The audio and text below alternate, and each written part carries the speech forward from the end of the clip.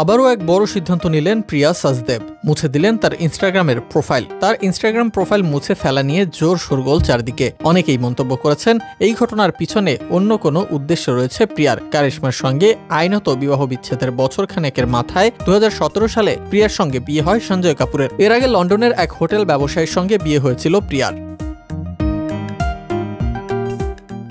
কিন্তু এখনও সামাজিক যোগাযোগ মাধ্যমের পাতায় দেখা যাবে এখনও রয়েছে প্রিয়ার সেই ভেরিফাইড প্রোফাইল। তা কয়েক ঘন্টার মধ্যেই প্রমাণিত হয়েছে। সেখানে তার অনুরাগীর সংখ্যাও কম নয়। তবে এখনও পর্যন্ত এ বিষয়ে কোনো মন্তব্য করেননি তিনি। গত 12 জুন পোলো খেলতে গিয়ে মৃত্যু হয় শিল্পপতি সঞ্জয় কাপুরের। সঞ্জয়ের মা রানী কাপুর দাবি করেন তার পুত্রের মৃত্যু স্বাভাবিক নয়। সঞ্জয়ের আকস্মিক মৃত্যুর পর তার কোটি কোটি টাকার উত্তরাধিকার নিয়েও চলছে বিস্তর জলঘোলা। এরই মাঝে শোনা গিয়েছিল প্রাক্তন স্বামী সঞ্জয়ের 30,000 কোটির সম্পত্তি অংশীদারের দাবি করেছেন কারিশমা কাপুর।